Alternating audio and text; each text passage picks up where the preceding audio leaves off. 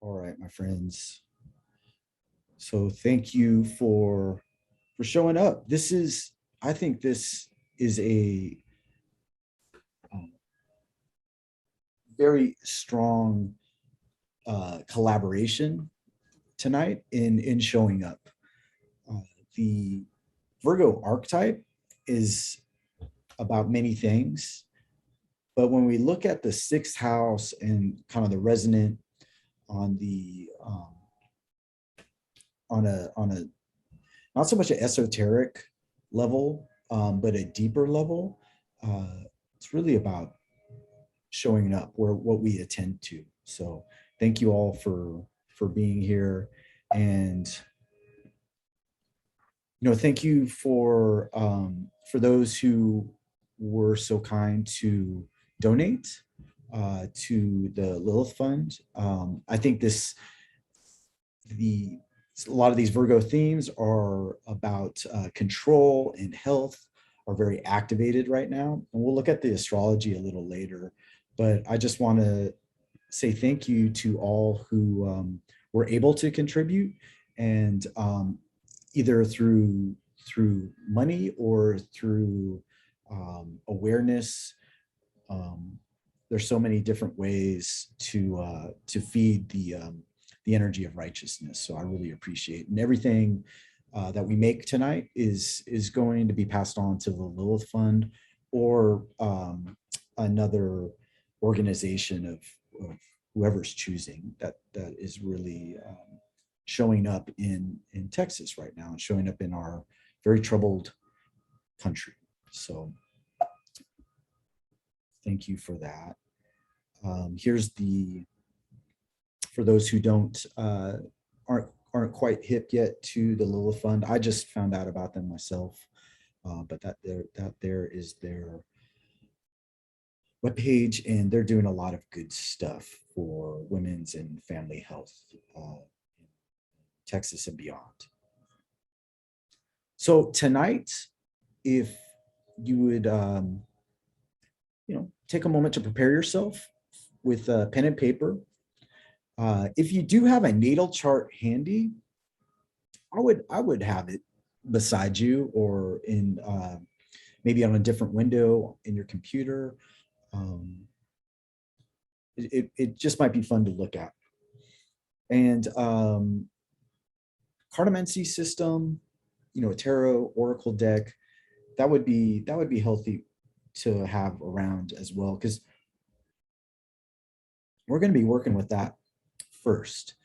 And then just a cleared space. You should see my desk. It is so organized and tidy. No, I'm just kidding. It's like a total mess, but I do have a little corner right here that you can see here where you'll be able to put cards down and leave them there. That's sort of the objective, not to, you know, not to have it spick and span, because off camera, mine is not. Maybe it should be. Okay. And for the cartomancy system, and I'm gonna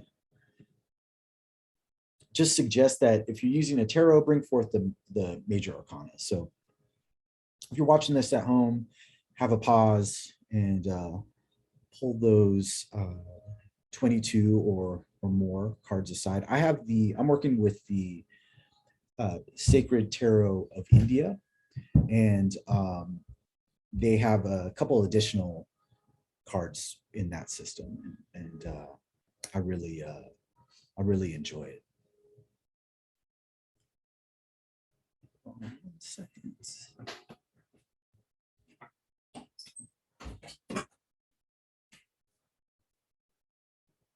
Okay. So I think we're all good with that.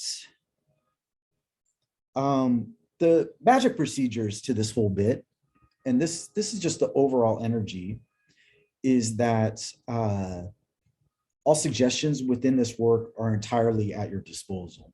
And this is very Virgo-esque. Take it or leave it. So any suggestions, one, are, as it sounds like, you can dispose of if they don't work for you or if they don't feel right. And at the same in the same sort of regard, you should feel comfortable that any within your own intuitive power and in the feeling of your own being, that these answers, this intelligence is all accessible. It is at your disposal. And so just remember, we're doing an exercise in awareness and intuition and creativity, and to leave it there. Don't we're not, even though we're dealing with divination and we're dealing with astrology, please don't lock anything in as fated or pervasive unless it feels right. And so with that, we're kind of touching upon this Virgo, and this is the Virgo symbol, where we are using our awareness, our intelligence, our mercurial power. Virgo, we'll get into, is ruled by Mercury, as many of you all know, but is mutable Earth, so it has to do with resources. And I just, what I love about Virgo is through discernment and awareness, we can really know what is working for us and how to make it better, how to make it more efficient, or what to discard and what to excrete and let go. And where in the middle of it, we can heal and repair. So let's just take a moment, if possible, and tune in, as they say. You can do this with your eyes closed, eyes open, um, but just take a moment to settle into your awareness. And really, what we could help our sort of Virgo capacity is just quieting the mind a little bit, and giving um, that mental activity just a moment of rest, so we can settle in and be spontaneous. So I'm just going to close my eyes for a minute, and you can follow along with me, or you can uh, think I'm a fool. It doesn't matter. But I'm just going to close my eyes and just to myself softly breathe in and breathe out.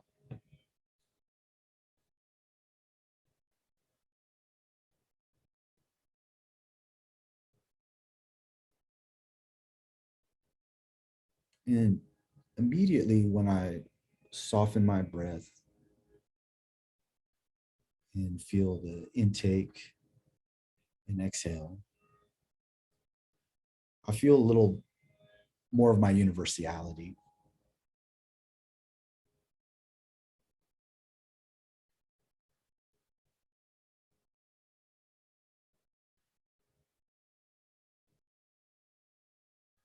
And an expanded awareness.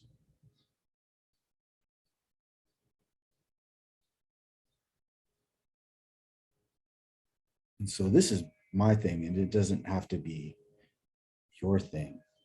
But in these moments, I like to generally ask for guidance, wherever it may come from, in a manner that will uphold this work and uphold the connection that we have to each other, so that we can perform in goodness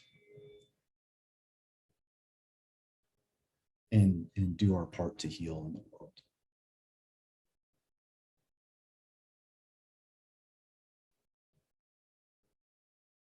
And so this is just a light invocation that I do. And you may have your own tradition and your own slice of pie that you use.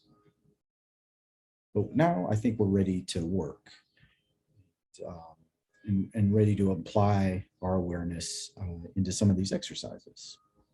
Is everyone good? Yeah.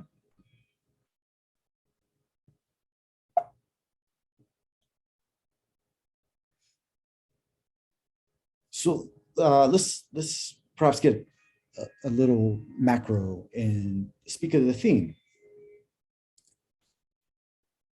the maintenance of energy as a primary value of service. I think a lot of us find ways where we aren't as, we're not attaining what we'd like to attain, where our, even our activities are thwarted a little bit because we don't have the energy. We're tired. It might be material energy. So there's something, I think, to be really honored in this zodiacal season of Virgo on the new moon, which happens, it's going to happen while we're here, about really honoring and respecting our energy and how we build energy as a primary value of service to ourselves and to others. And so I thought it'd be interesting to sort of play with this concept of service, because it can be really broad, and I'm sure everybody has their own defining mark about what it is and what's important to them in terms of this theme of service. So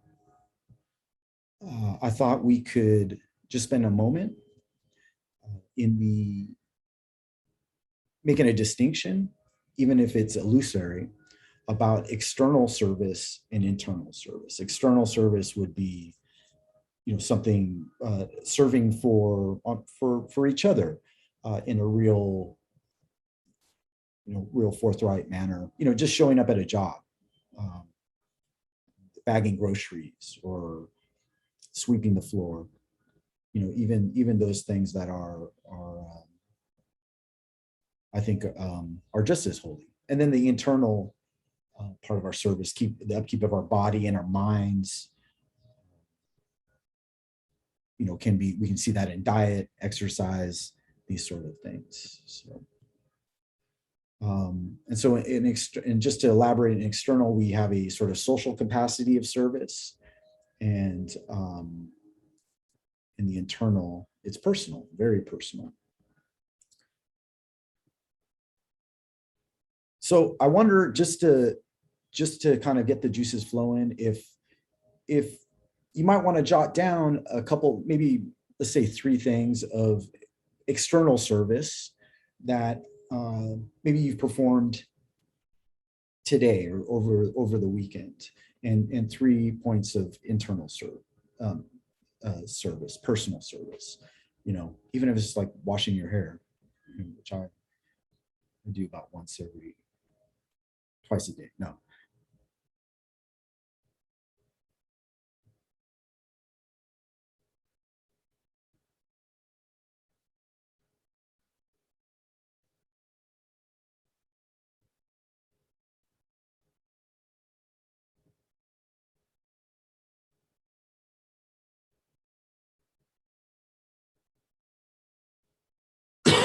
Pardon me.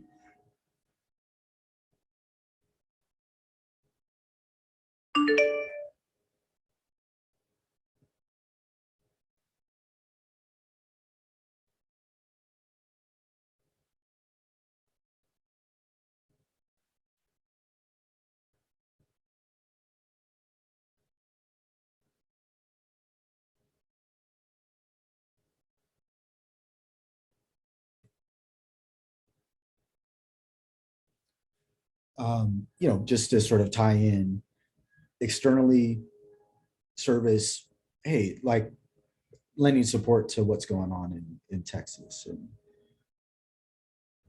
internal, grabbing a juice.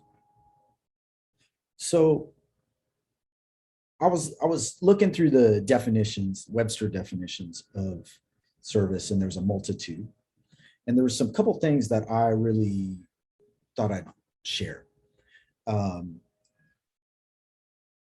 just on a bare bones level. And so I wonder if we think of this one definition of an act of assistance,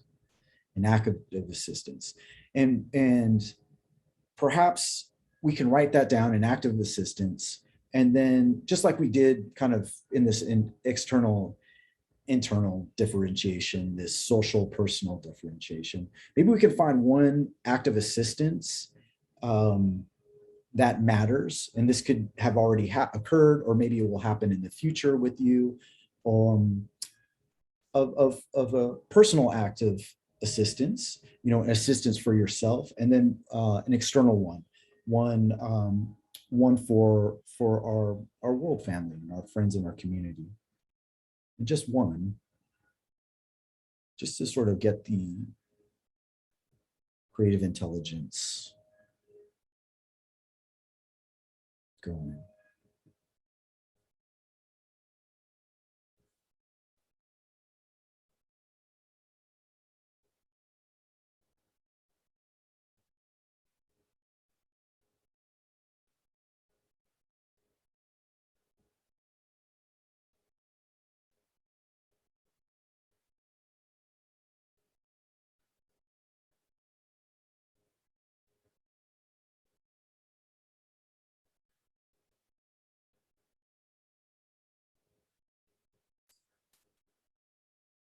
And then I love this one, a prescribed form for a ceremony, a service.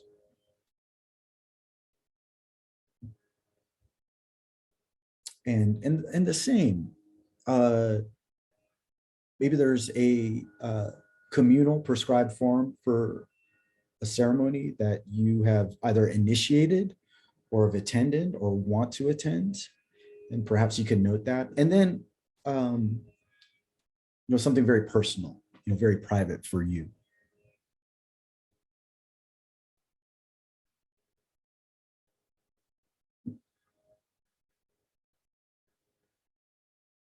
And it would be interesting, maybe later on to sort of see, especially with these internalized, this personal prescribed form of ceremony that we each do on a daily basis that no one really sort of knows about.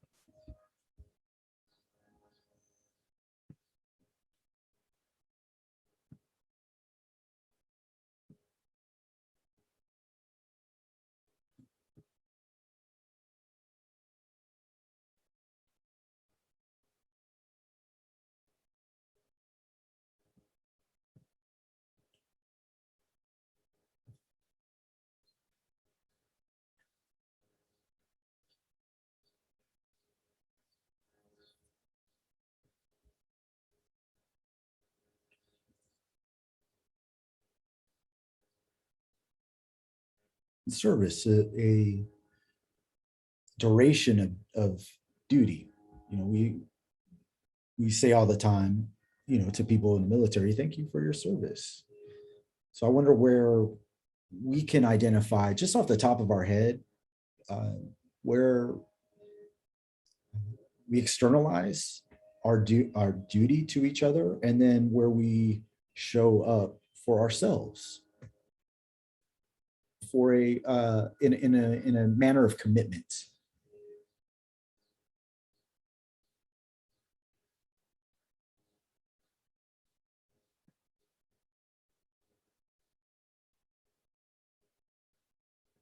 Duration of duty.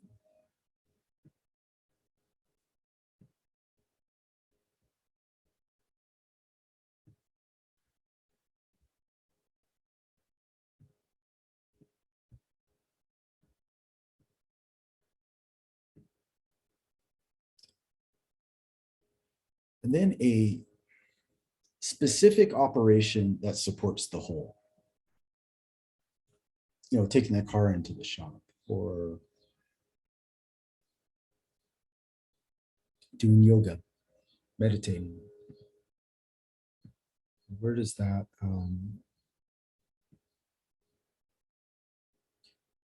where's that sense of service created in your life, for yourself and others?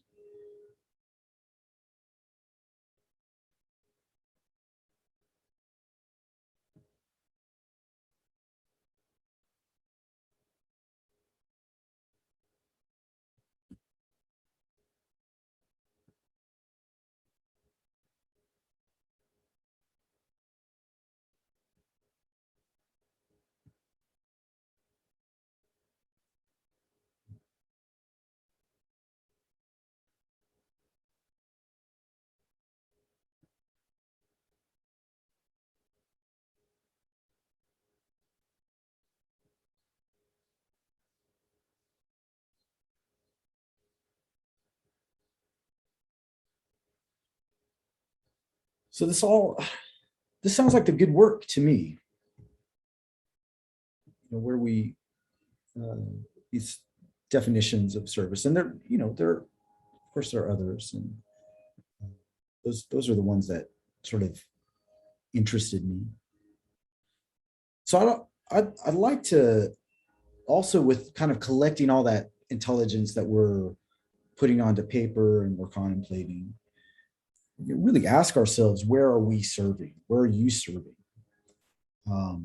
In specificity, and and uh, and this is a very present tense.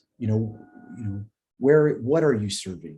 What, and this may not be, for some of us, this may be a joyous question, and for some of us, this we may feel real dissatisfaction.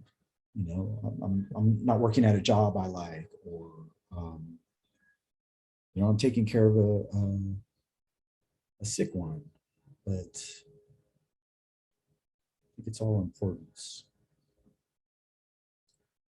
So just thinking about that on a internalized and externalized fashion, where you're not going to share this with anybody. You can really be honest with yourself, and feel into this, where you're serving.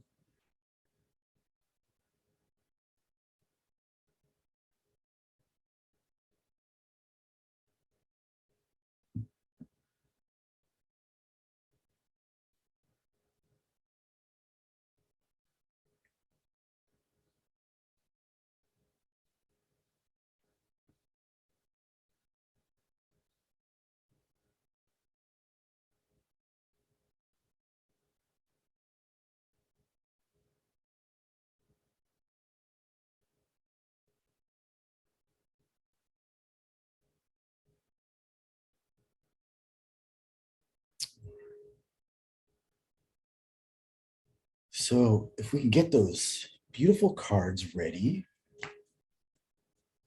and see what they have to say about where you are serving. What are you? I'm sorry. What are you serving? What are you serving? What are you serving? On and if you'd like to draw a card for that.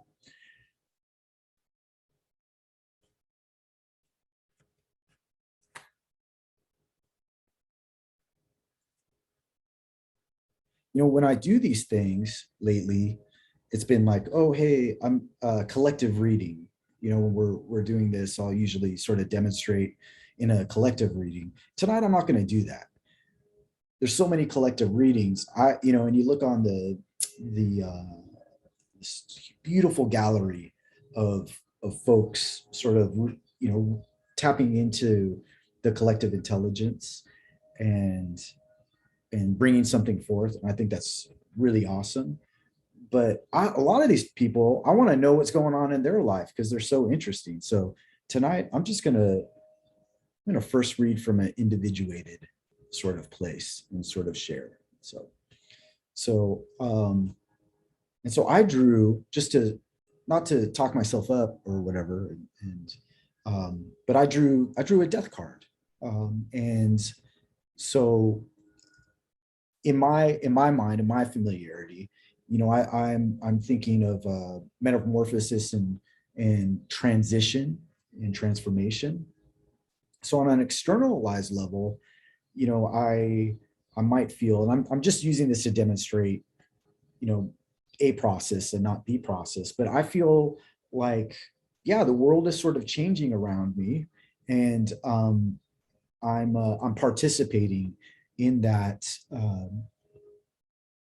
in some of that death, on an exaltant level, but no less consequential level. So yeah, and that for me, in my privatetude, there's a lot going on, and if I wasn't running this workshop, I'd be writing some of that down, and honoring that more. But I get to come back and look at the tape. So I hope there's a similar sort of process, or a process all your own going on this, because this is kind of what we're going to be doing, primarily tonight. And with that, let's also draw a card about what in life internally you're serving. What is either a principle, either a process, um, maybe a relationship. What are you in this moment up to? What are you showing up for? And it may be very positive and beautiful, and it may be challenging. Whoa.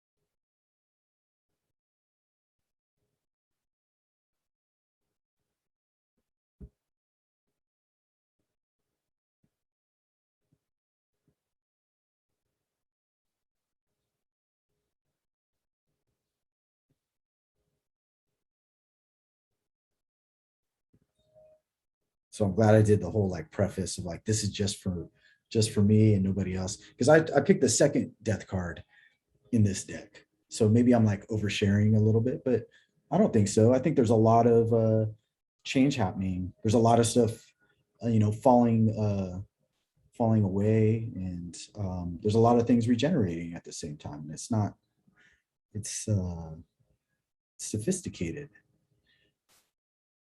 So I don't know if you can, maybe I can pin this up real quick. So that's just how I'm working. And yeah, my whole feeling with cartomancy and tarot and all that beauty is just to take what is offered, because if you're resistant to it, then it's gonna affect you. You're just reading for yourself. No one's giving you can't give yourself, I mean, you can give yourself bad advice, but in your essence, when you're connected on a soul level, there's no such thing as bad advice. There's just process. Okay.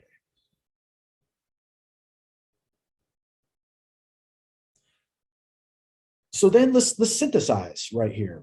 What are these elements of service combine as on an energetic level? Like how can you see this internal, external, maybe this miraculous tension? Okay, maybe they're at odds with each other. Maybe you're serving, a lot of us, especially us sensitives and intuitives, we're really good at serving other people. You know what I mean? Like being at least, I mean, we could all be narcissistic punks too, totally. But we like to people please. And this is just for an example. So maybe some of that, maybe we can see this here, that maybe externally there's a little more energy. There's some more signature, more oomph to it, to what we're doing inside, or vice versa, and it's probably necessary at this point. But this is just, we can look at this part of the reading as it's just an honest audit of the energies of service that we're doing, that we're composing ourselves with, where we're showing up.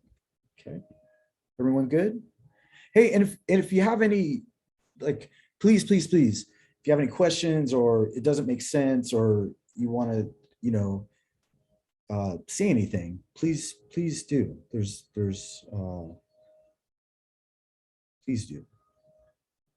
Okay, so we asked ourselves, okay, like, where do these elements of service combine on an energetic level? And for me, I have these two various death cards. It's a Yama and a Kali card, and I don't know if the people at home will see it, but for me, there's an obvious like symbiosis, okay, of change and transformation. But you've just taken note, right, about how they combine, these elements of service combine on an energetic level. And maybe you've written some down, or take note within yourself. And so let's draw another card to see where if there's a reinforcement, if there's a tickle in your awareness that can tell you, like, where are you really bringing all these things together? Where are you serving? Okay. And And so you can place that. We're going to get less cool, like we're going to make this cool tower of power.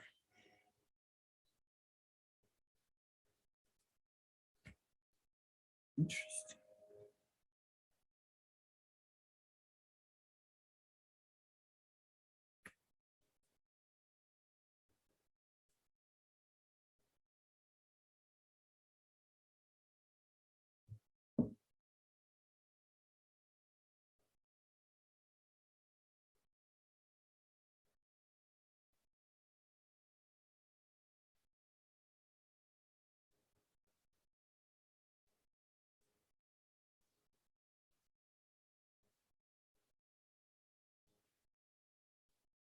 And so I pulled the star. So I'm just thinking, wow, okay. So like this isn't like inadvertent clearing, an inadvertent transformation. There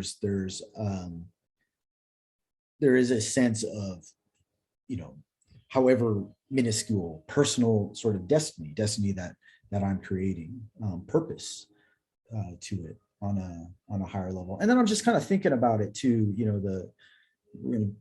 all this is, astrology stuff. I don't know. There's a lot to it, but there you go. That's just my process, and you probably have a much more rich and rewarding one for yourself. So is everyone good? Thumbs up, like feeling good about it? Yeah, okay. So if we can just take a moment, I would just like, I love doing this when I don't do it enough when I'm reading cards. Is just take a moment to sort of ingest, like, sometimes we're like, it's like sliding down the Instagram when we do this work, with the cards. And, I just think it's a good time to ingest. And we're going to put these guys aside. So if you have any final sort of notes or something that's coming forth, you just want to spend, my Lord, 30 more seconds with this intelligence you're bringing forth, I recommend it. Remind yourself of this connectivity that you have and the breadth of it. Mm.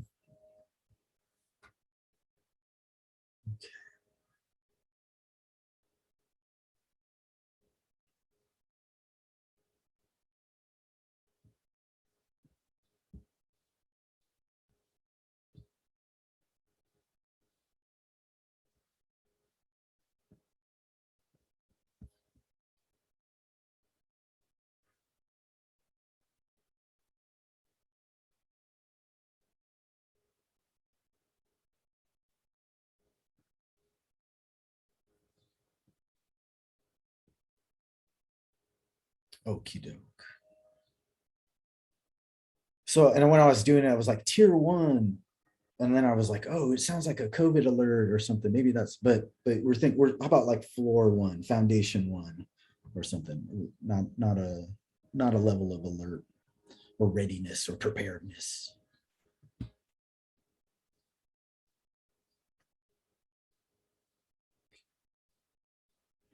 Questions to ask ourselves. Does this is a little existential, but I felt called to kind of put this in here. Does the motivation to serve arrive from the interaction between the universal and personal desire? Like, why do we serve? And I mean serve, like when we talk about the stuff that's going on in Texas, or all the good work that we do, to make the world a better place. What, to me, it's self-evident, but I want to ask myself this question. Is it from the interaction of like what the universe wants and what I want? Is that the motivation to serve there?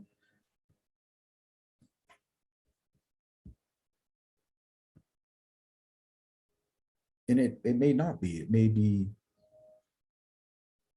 something else. And then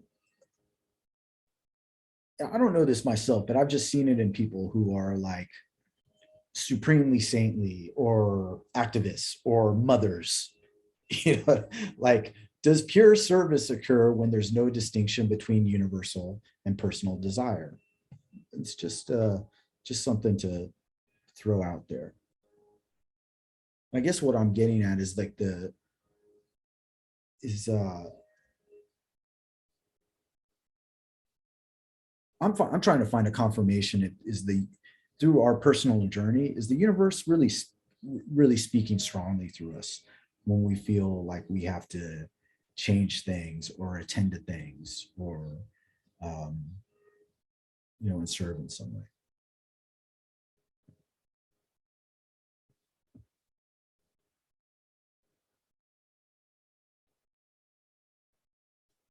But I think with these questions, you can come up with your own questions and involve them in this tier one. Where are you serving? Okay.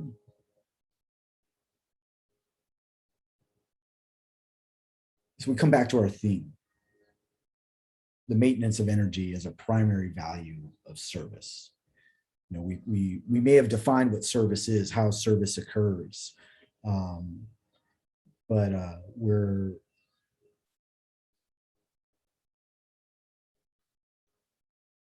I know for myself, a lot of times I don't have the energy.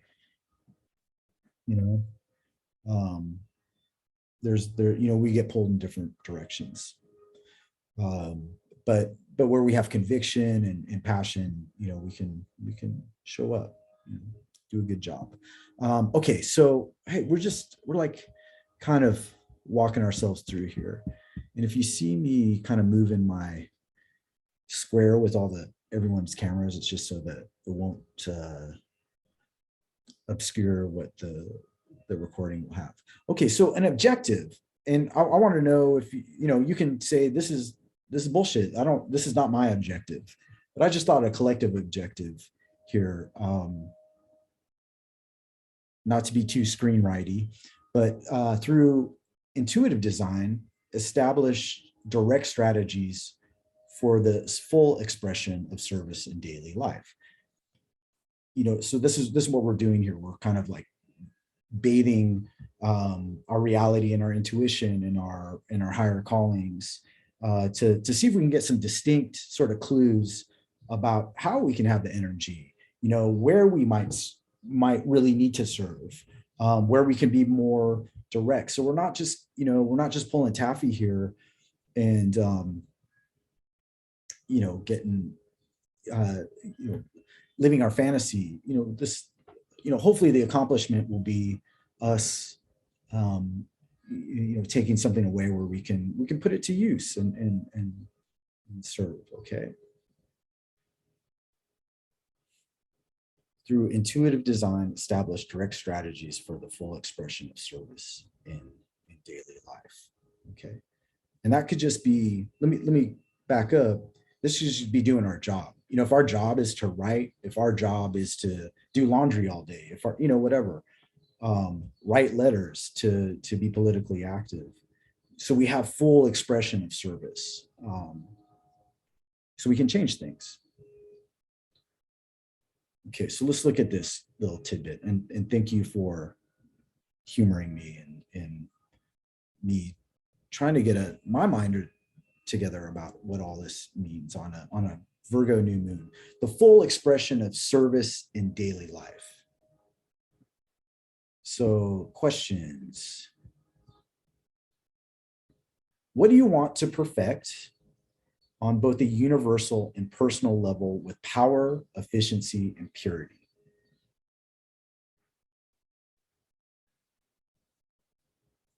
What do you want to perfect on both a universal and personal level with power, efficiency, and purity? Again, we're getting, trying to find that intersection of personality and universality.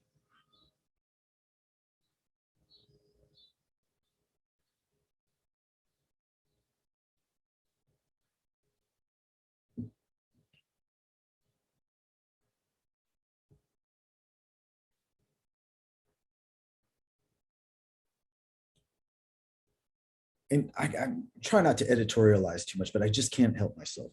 This doesn't have to be, it doesn't have to be something that is going to qualify you for the Nobel Prize. It could be like, I want to be a good DJ. I want more, more than 10 people to be in a room dancing when I play my CDs, or I want someone to like my salad finally.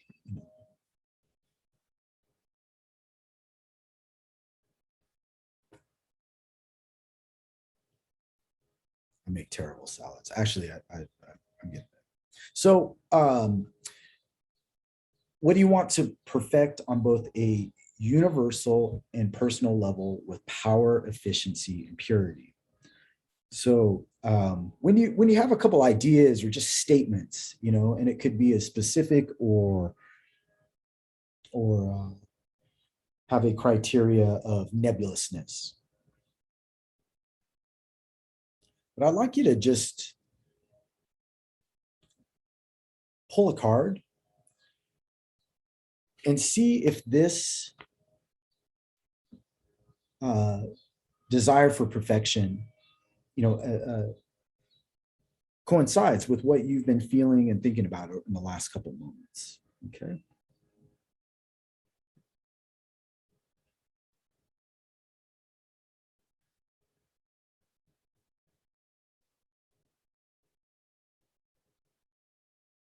What do you want to perfect on both a universal and personal level with power, efficiency, and purity?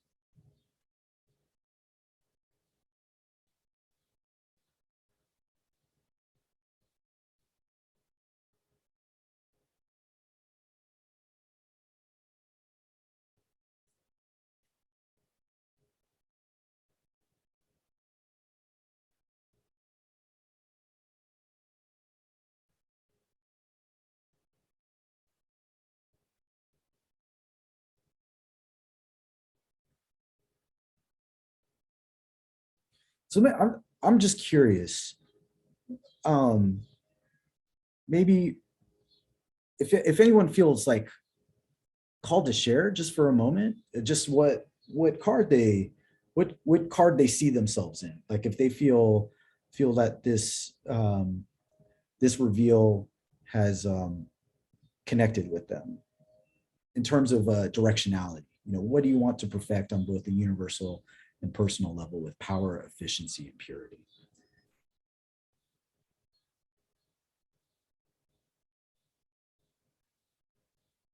I pulled the magician, and I like that. That speaks to me.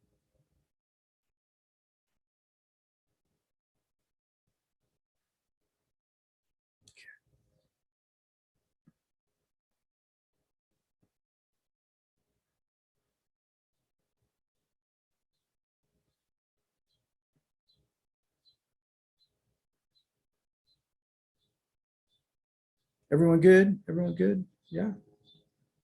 Good.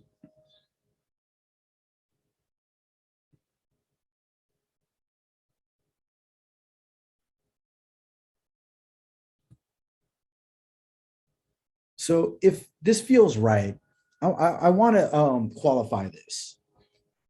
If you have something in front of you in this, we're going to call this the tier 3 card that doesn't work for you, it isn't the one you want, this is where you get to choose. So, and this is a conscious decision. If this is not the card you think that sums up your perfection, I want you to take this card away. Like if it doesn't, in your heart, it doesn't feel right, I want you to look through the cards you have. And I want you to pick the one and place it right here. It's totally allowed. In any other reading, you would be in giant trouble. But in this one, this is the actual rules. And it's not a mulligan.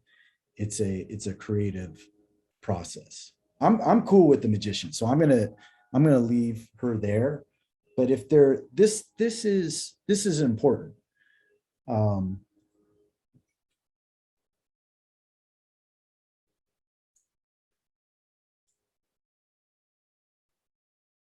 And I really mean it. If it's not, if this is not what you want to see, sort of at the crowning expression of the full expression of service in daily life, I want you to change it. And you don't have to tell anybody.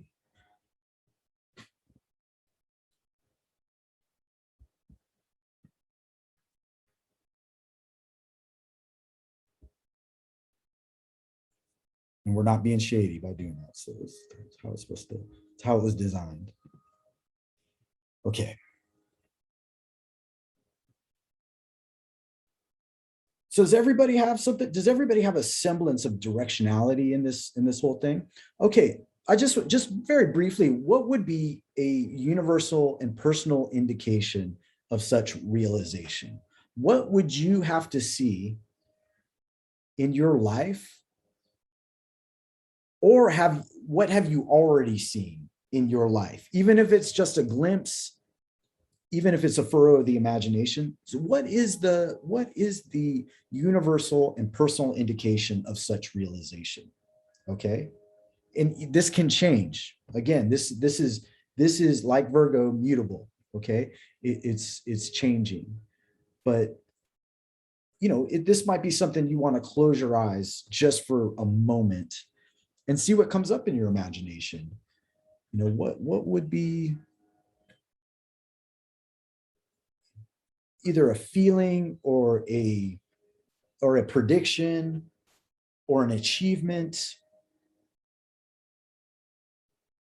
that you would say, yeah, I have reached this full expression of service in my daily life.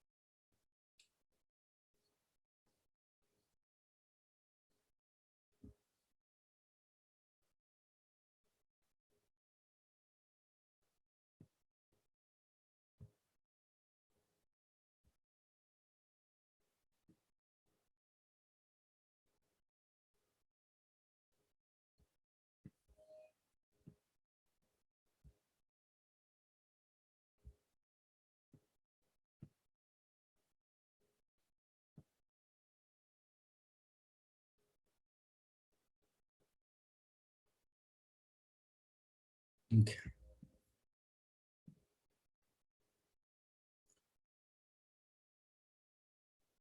So see, we're putting something together, a little spread together. This idea, about the energy, closure of energy, how they interact in terms of service, and then what do you want to perfect on both a universal and personal level with power, efficiency, and purity. Okay.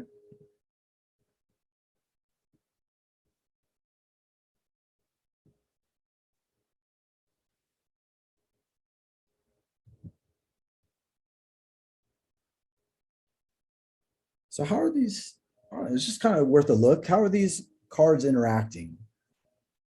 What are they saying to each other? Between the tier one and tier two.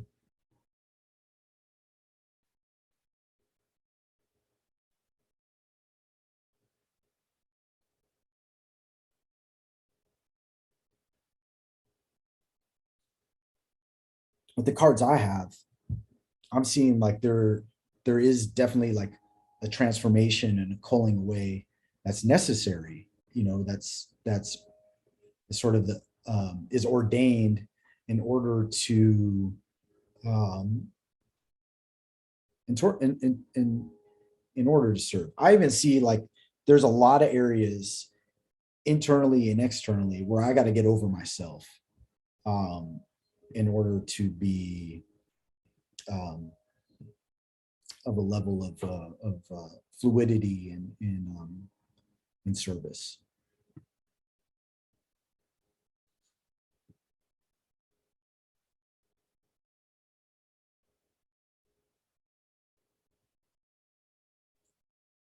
So are there any contrasts? Do you see requirements for transformation in here? I was just saying, oh, I think I gotta kind of get over myself a little bit, like I think there's more more room for getting out of my own way. Okay. And there's probably more to it too. Um, so I wonder if you can see requirements for transformation. And then what about the energy needed? What about the energy that's needed?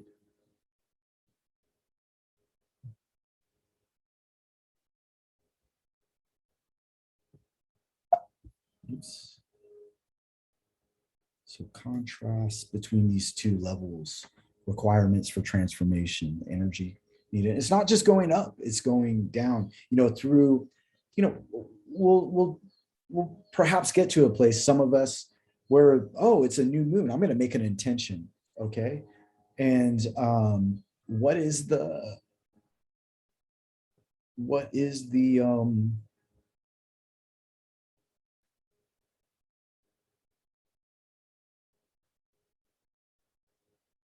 how is that intention speaking to just where you're serving right now, where you're at right now?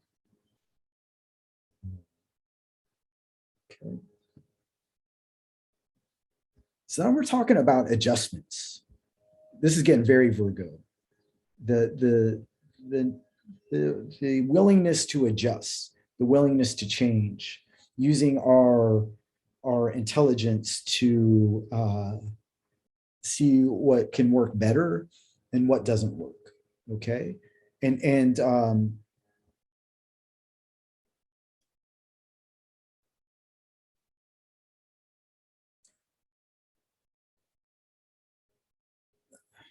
not only to perfect, but to have the energy to do it. Right? There's only so much. This is an adjustment, a management of resources. You only have so much in you that you can give, right?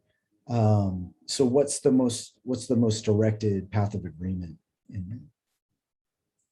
So yeah, I'm gonna get to Virgo. So I'm sorry, I didn't check in. Is everyone cool? Is everyone at a cool place with all this? Yeah. All right. Virgo, mutable earth. Let's get into the astrology.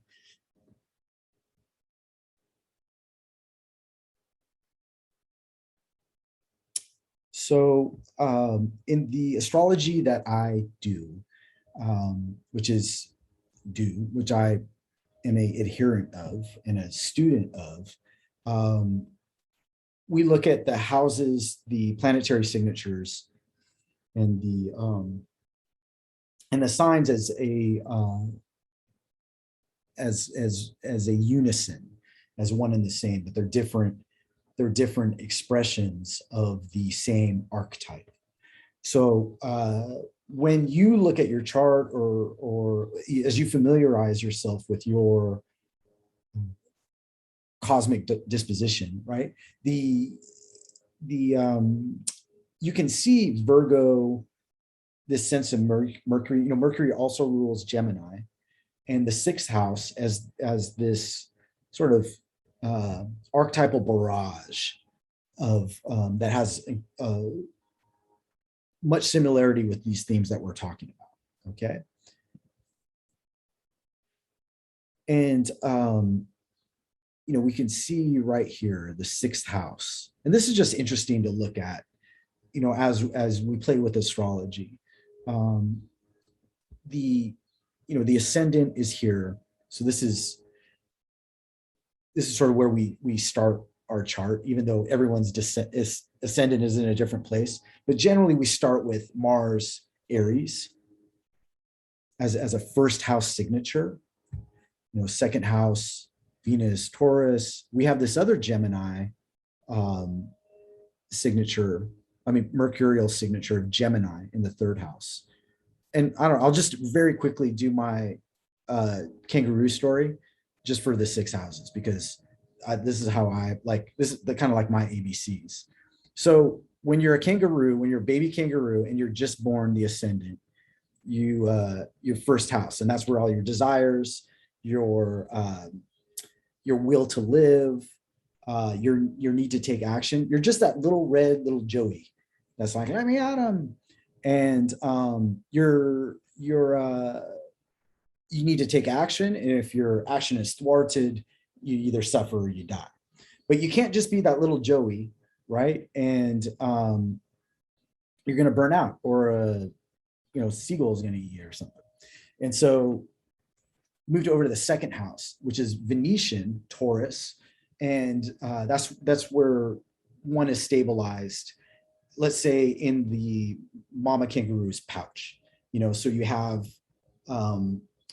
you start to develop, a sensual appreciation, even though you may not be totally safe, but you're having some milk, and your sensual life is stabilized. Your spirit is stabilized in manner, fixed earth. And then we move to Gemini, third house, Mercury. That little Joey pops his head out of the pouch and is like, has to get oriented, and uses comparison, duality. That's my mom, that's my dad, that's a dingo, and starts to build an understanding of their environment in the universe. And this is where siblings are. That's my brother Hugh, or something. So you begin to build a intellectual repertoire. And this is important to know, because this is a distinction that we have with the mercurial sense in Virgo, right? This is where their language and education sort of occur, and the voice and communication. These things are developed in the third house. So you got all that together. Fourth house, you're ready to be in a family, and so we have home, mother, family, emotional life, right, is developing, our emotional intelligence in the fourth house, Cancerian moon. Okay, so we're developing. In the fifth house is Leo, sun. These are the associations. So this is creativity and children and play. You got a little pep in your step, and you can, jump around, or do the kangaroo boxing or whatever. There's playfulness, creativity, children abound. And then we get to the sixth house, right, where we're getting a little older, in our way. And we need to get control of our creativity. And again, what we're talking about, making efforts to refine, to serve, to be, in some ways self-sufficient in our own activities, in our own upkeep. Okay. And so this is my stupid kangaroo story, is like, just to illustrate kind of what fashion of development happens with Virgo, sixth house Mercury. This works for me. This works for me. That doesn't. That's shit. These sort of processes are important to Mercury, Virgo, sixth house. And so this is just like a keywords, right? Expressions of awareness. This is the consciousness that is at the disposal of Virgo. Management, control. It's not like they're not in other signs too, but kind of like this word salad is together to highlight some of the Virgo energy, the consciousness of Virgo. Refinement. Again, taking, finding out what works, what doesn't, through analysis, and seeing what's efficient, what's proportional, what can be perfected, what is practical, what resources are there to work with it, to establish, control, functionality, productivity. Pisces, which is the opposite, the 12th house, is the opposite to Virgo. Is very accepting. Is sort of the opposite. It is the opposite. of the Virgo qualities, where everything's already in a unity state and nothing needs to be um, bettered, I mean, fuck, or improved upon. It's all there. It's all part of God's fabric. It's a gross sort of stereotype that I'm putting out there, but it's just to define Virgo in sort of a diametrical state where, yeah, criticism, discernment, where Pisces can be neglectful, right? I have like a, I don't need to maintain myself because it's all God's gift. Virgo's the other way, where there's a righteous aptitude of purification, where things can be fixed too, remediability. Things can be repaired through Virgo.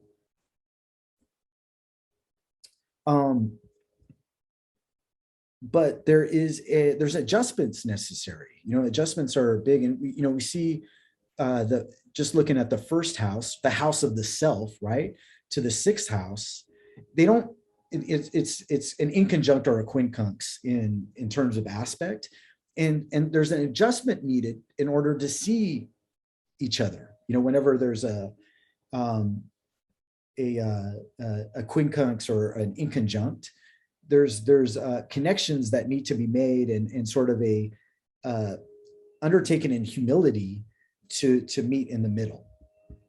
And we can go on for that forever. But that's just sort of this what makes Virgo special. And we're in this Virgo time. We're in this Virgo salute tonight. Virgo, Mercury, sixth house, measures of activity, health, work, aesthetics.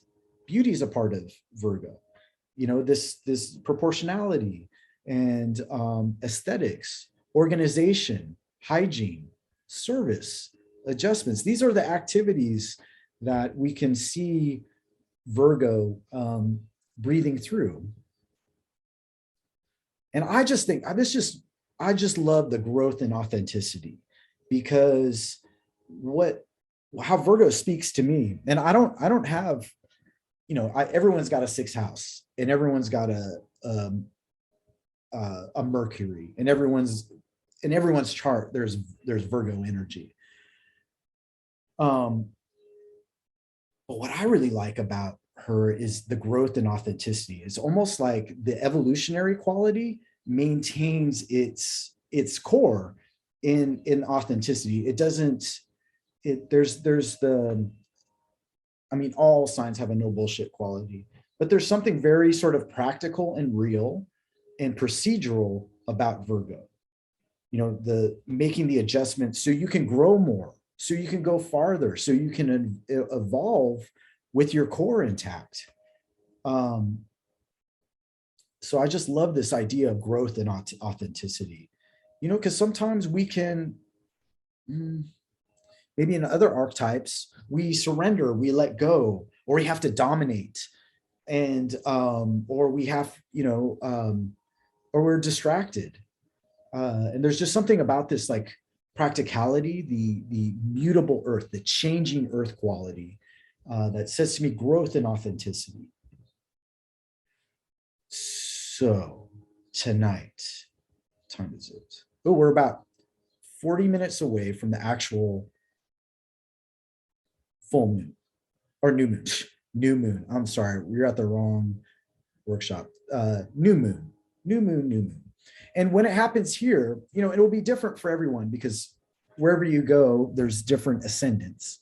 But I just thought this would be cool to look at, because this talks about the overall growth that we're initiating.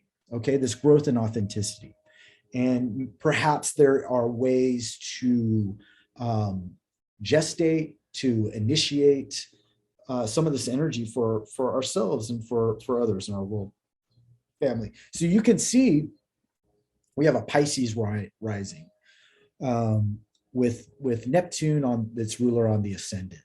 So this, to me, this, just looking at that Neptunian quality, the fashion of unity and the all is one quality, and that spirituality is evident right now. Hold on one second. I'm just going to plug my computer before I lose y'all. Hold on.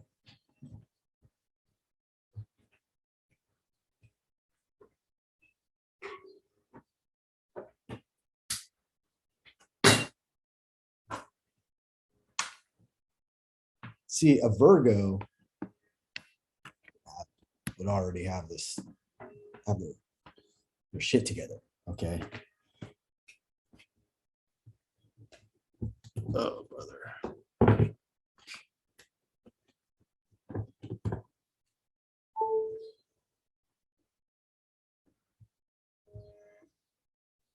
Okay.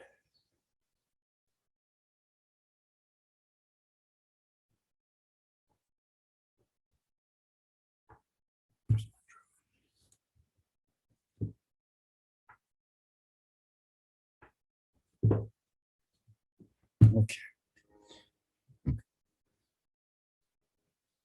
And again, this is diametrical to the nature of Virgo. Um, they're connected. You know, the Virgo Pisces axis, some people call it the healing axis, because there's something very surgical about Virgo. You know, a lot of people who are Virgos are magnificent healers because they can figure out what's going wrong and what must be improved or medicated in that way. And so you look at this when this happens. This you see the sun and the moon together at 14 degrees 38 minutes of Virgo. Okay, so that's the conjunction at a new moon, right? So there's a beginning of a cycle that's happening there. It's in the sixth house, so I think that's very auspicious, because the zodiac is always rotating. So yeah, so it's kind of it's very much a resonance of its own sort of zodiacal culture right there.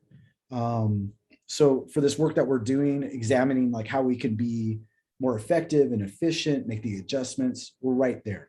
I also want to say that in a wide conjunction, I do 10-degree conjunctions or more. We have Mars, okay? So that desire that we're talking about, that need to take action to defend, right? This is present, I think, in this signature. This is a time to initiate. You know, it could be a time to initiate healing on your own behalf, or world healing, or something that needs to be fixed. But in this house of service, sixth house, and this is just where I'm at Fairfield, Iowa. So I'm looking at that. There's something here about of showing up, of work. Okay. Hygeia, which is a very Virgo-esque signature. This is an asteroid goddess. There's a caduceus right here. Okay. And it has that quality of, you know, it comes where hygiene is. So we're talking about Virgo. And we're also right there at this conjunction is the asteroid goddess Hygeia, which I think would be, very sort of like interesting to do your own research, because I think there's some really cool, there's just some amazing growth that is happening in the understanding of these dwarf planets and asteroids. So she's there too. So there's some other, there's some greater energy right here having to do with healing. Okay. And there are opposing Neptune. And we'll get into these. There's been a couple transits that I just want to touch upon, just because we're building this moment of like, what must we do? Okay. In terms of this new moon. We got Neptune, right? Opposing these bodies of Virgo. So there is like this etherealization and maybe even a diffusion that you can feel, where maybe we have to kind of like, even though we want control and we want to be articulate and we want to be surgical, there's another sort of energy that at play that could be in times, disillusioning or delusional, or as much as it can disillusion us, but that has this realm of etherealization and fundamental unity. And so those are kind of like coming together in fullness, right? This is very complicated, but I think we'll get to some of the tricks that I observe and sort of how to work with these sort of um, diametrical energies in a lot of ways. And I just want to say that the ruler, okay, of Virgo, right, is Mercury. Okay, so we always look at like whatever the like these planets are in, they're in Virgo. We also want to see what the ruler Mercury, is doing right now. And Mercury's in Libra, and it's in the seventh house. So the seventh house is about the other, okay, and the other people in our life. And with Libra, seventh house Libra kind of belongs in that energy just as much as Virgo belongs in the sixth house. So there's something about communication, to the other, the one-on-one, right? And then um and utilizing the benefit of Mercury for our relationships, for our friendships, for our loves, even for this realm of justice that we see in the inorganic scales in the zodiacal illustration symbol of Libra, right? Justice, balance, these sort of things. And then we just have another healing suggestion because we do have Chiron, our friend Chiron, who's popularly known as the wounded healer, but there's something more to Chiron, I think, in terms of the teacher of healing. Okay, and so there's a fullness there too about how to even though we're talking to each other about balance, on a theoretical plane or an astrological plane, there's something about the necessity for us to share, to communicate, and what that does to our own sense of self in the healing of the self. And right now too, this is past, and we'll just look at this real briefly, but you see the nodes, the north node is in Gemini, okay? And right here it's in the third house. So we're learning together, right? We're communicating together, and there's some sort of directionality in terms of new experiences that have to do with healing. I feel like, and it's trine Mercury, so it's a very like strong night to do this, and then it's also trine Saturn. So there's a big old trine, air trine going on as we're working through this. Okay, already circled this guy, so you can see them again. This is a pretty special lineup for this evening. And just to illustrate, you could see the Virgo sixth house stuff going on here. So we're kind of like arrived at something very special. It's cosmically coincidental, okay? So I just want to go back. I don't, this is a quick reflection, because I'd like to kind of, we've been doing this for a while, but so I'd like to charge forward basically.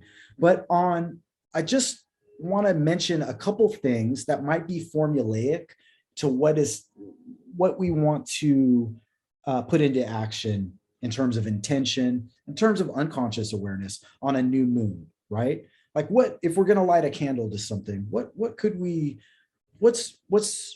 maybe on a super conscious level is feeding into this cyclical response, this new moon energy. And I'd like to say we've had a lot of Virgo, each one of us has had a lot of Virgo stuff going on lately. On August 18th, right, you could see that Hygeia, what we just talked about, that asteroid goddess that has to do with healing, right?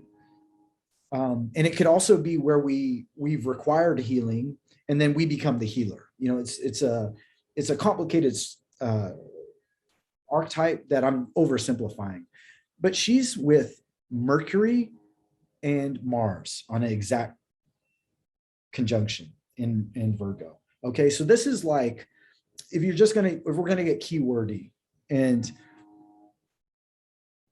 please don't mind if I do, but this idea of maybe that mercurial sort of discernment, that intelligence and communication, that need for the service, and Mars action, activity, desire, and Hygeia are in this healing sign, the surgical sign together, starting this new initiatory journey in Virgo, and they're squared the lunar nodes.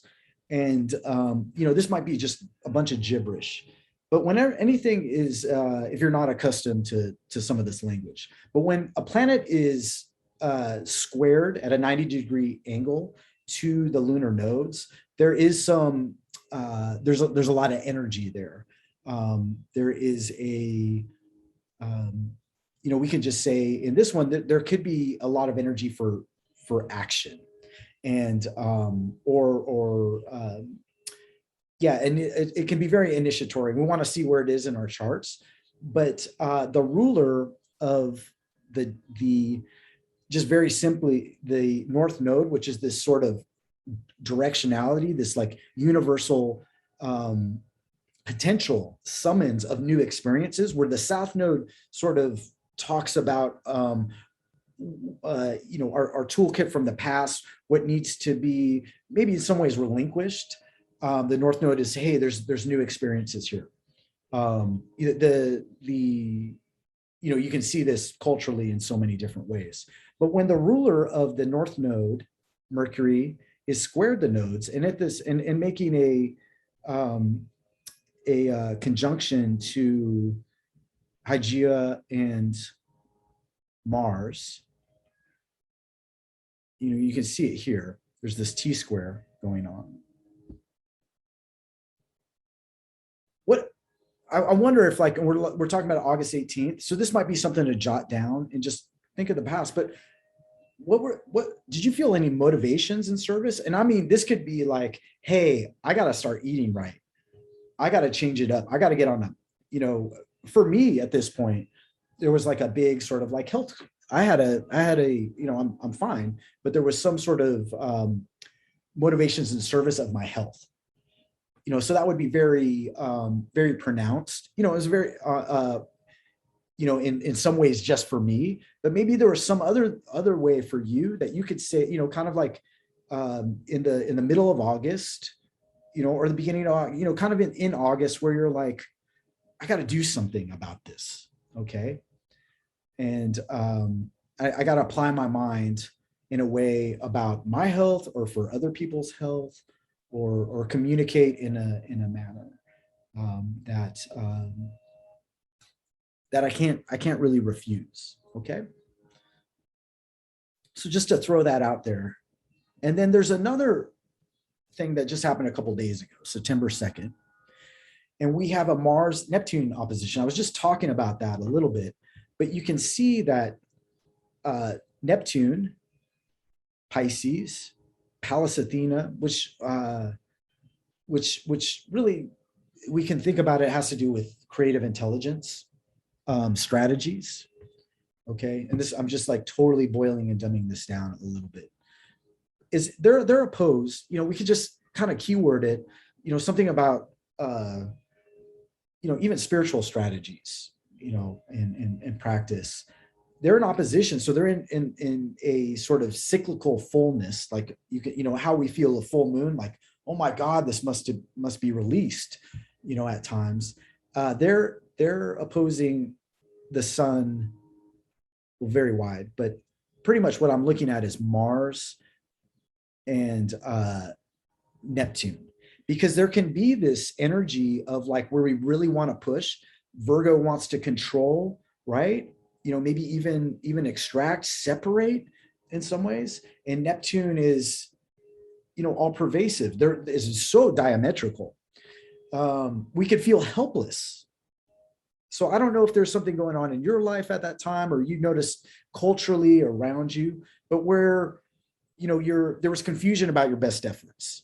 And so that's just something to throw out at you too, just in terms of the cosmic recognizance. But I find, I've been thinking about this because when Mars, we're very like personified, and Mars, I want to do this, I desire to do this, and you suffer, right? When things you can't act. And Neptune is just like it's all good. It's in this timeless sphere, there where there's not a lot of room for distinctions. Um, I find that the best use of this energy is when you're motivated on the behalf of others. Okay. So it's like that self-motivate, you become a sort of emissary quality. You're of what needs to happen on a collective level, on a popular level. And you can sort of be the nurse of activity in that mode. So were there, in your recollection, maybe there's motivations on behalf of of others or of greater forces that maybe you were privy to, or maybe you weren't privy to, and this doesn't work for you, but maybe there was something there that was frustrating, um, that was sort of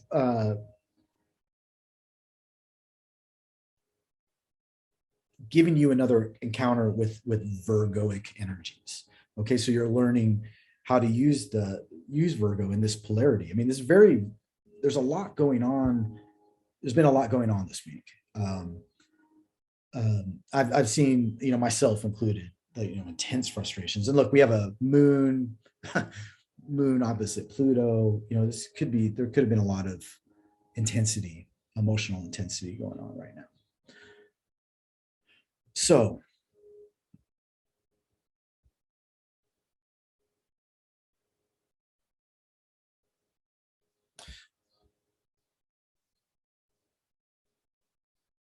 let's come back to these cards, and what we're gonna unpack is these adjustments, okay, to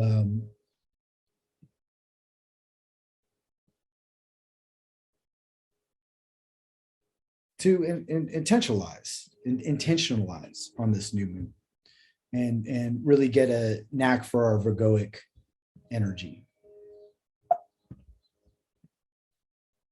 So here we have our tier two. So let's just, if we can please conceptualize, and I know I'm throwing a lot out. Um, this this movement in between the tier three, quote, quote, quote. Uh, what do you want to perfect on both a universal and personal level with power, efficiency, and purity? And it's exchanges of where are you serving and what do these elements of service combine as on an energetic level. Let's bring our Virgoic intelligence in between there, and we're going to call this tier two. Okay, so all this, if there's something that's really jived about what your encounters with Virgos, right, or just some of the stuff that already, or you recognize already. Let's take the best of it, the most exaltant levels of it, and and and uh and and and put it to work. Remember, we're here to show up. So maybe coming back to the October, or just put it aside. Let's see if there's anything in you that's like has this motivation and service. And it doesn't have to be all there, but maybe you can feel into it. And I was just using that date of October, I'm sorry, August, I'm out of my mind, August 16th, where service needed enacted in maybe in some very concrete way, maybe in some ethereal way, maybe it just doesn't ring a bell. But just think about it, perhaps jot something down about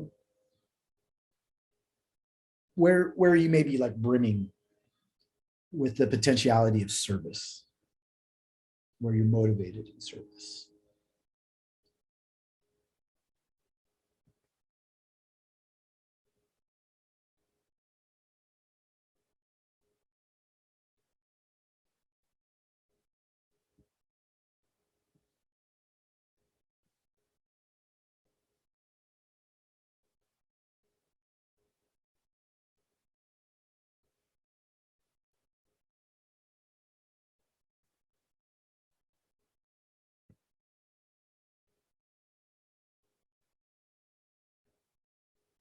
And if you're feeling into it and something's arriving for you, motivations and service, you feel like you have something in front of you, you consult with your deck and let's draw a card.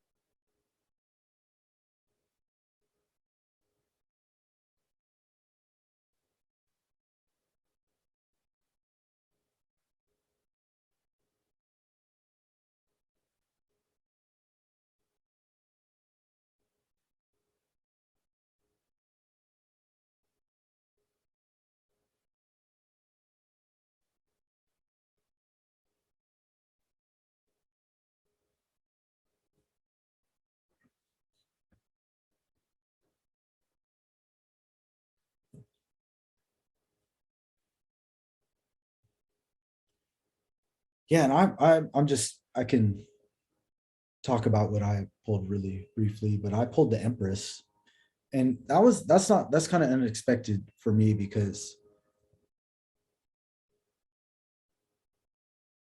but it makes sense because it's been summer. The the days are getting darker, and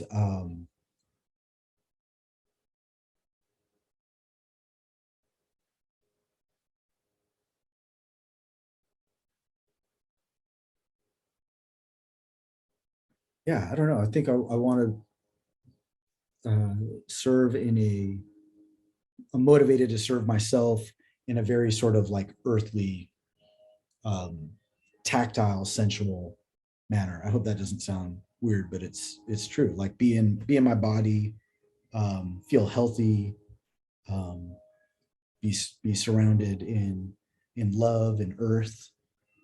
Um, yeah, so that's and when I look at that and I see all this, the for me the death card stuff and the star and the magician, there's something about just being, being in the rhythmic nature, the feminine nature, um, really having like my feet on the ground. That that makes sense, and maybe that gets explained away in a greater thing of you know the kind of what we're doing tonight, the advocacy of of the mother and of the earth. So this is just my process here.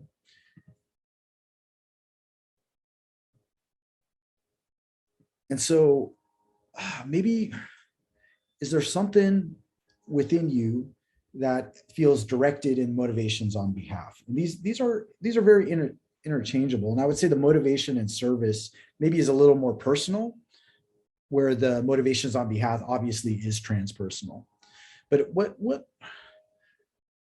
I don't want to say what are you willing to fight for, but there is a lot of Martian energy right now, where we're um, there's a where we don't defend, we neglect. And I think that may be some of the miraculous tension in that Neptune, Pisces, Mars, Virgo action. But what's how is this is a way to put it. How is the universe speaking through you in the specificity of like how you can, as yourself and in your own agency, as you work through yourself, work really on behalf of others, and that circle can be as expansive or as minuscule as you need to be.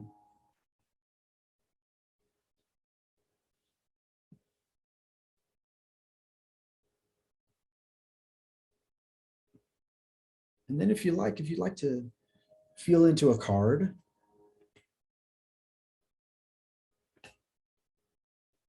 and let that comment on perhaps where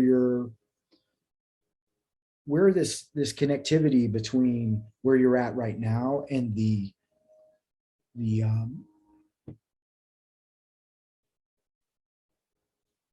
where you want to serve and you're most expressive.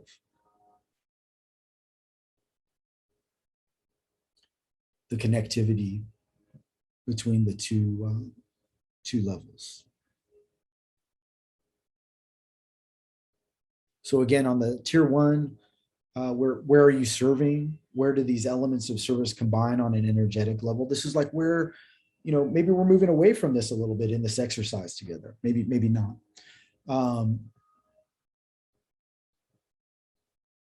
But then we're also talking, about where do you want to perfect on both the universal and personal level with power, efficiency, and purity. Where really be the boss, be the boss of your work.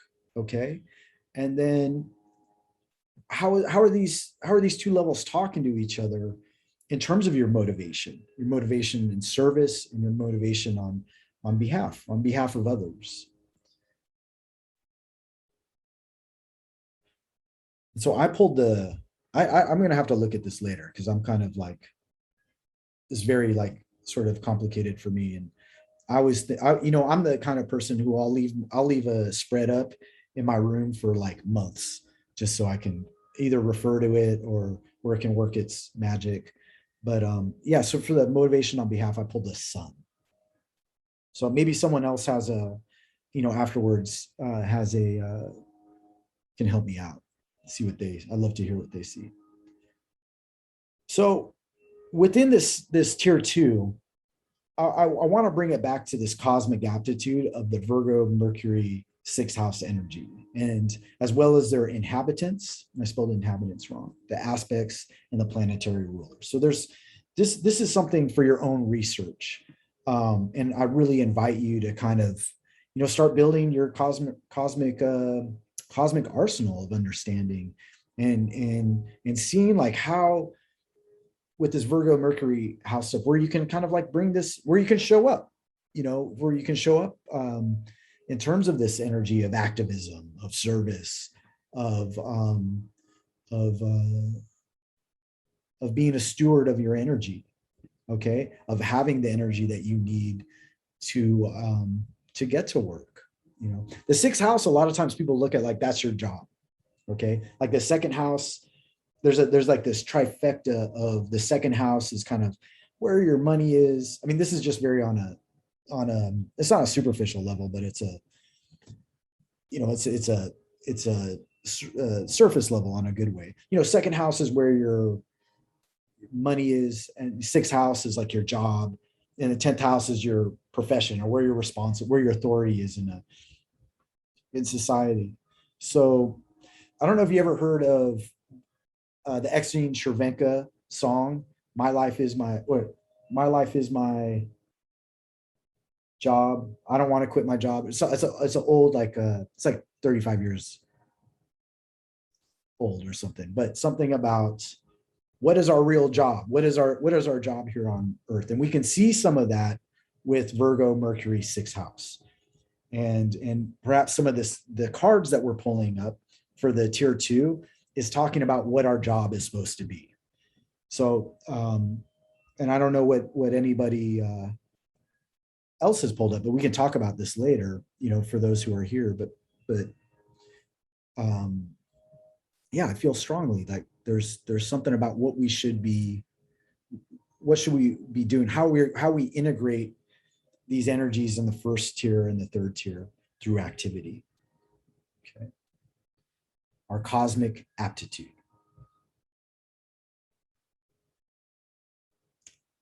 So, cosmic aptitude. I think this is the final card of this evening, unless you do another spread by yourself. But maybe there's a suggestion about like what you're really good at, right? We're talking about Virgo. It's not just being critical and being discerning, but there's dexterity, there's aptitude, there's production. What's your cosmic aptitude? Oh my. So if you would like to pick a card for yourself there and bring it in.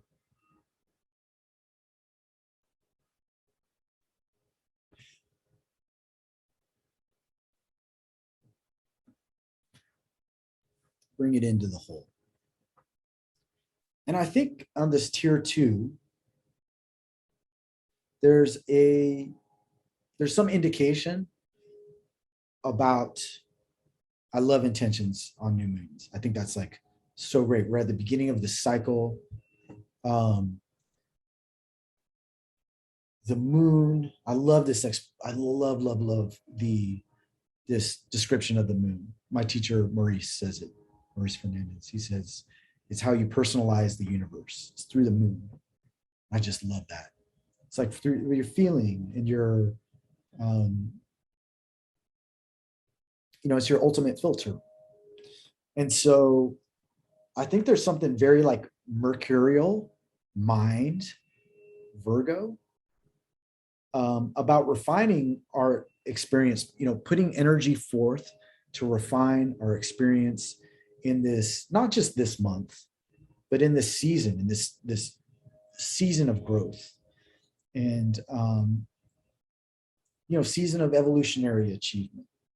And so there's just something here, I think, in this, in the whole complex of the cards that we've drawn and the times we spent together, that we could perhaps translate into a promise to ourselves or a wish, a prayer, whatever it is. It's however we're going to ritualize it. What did we say before about service?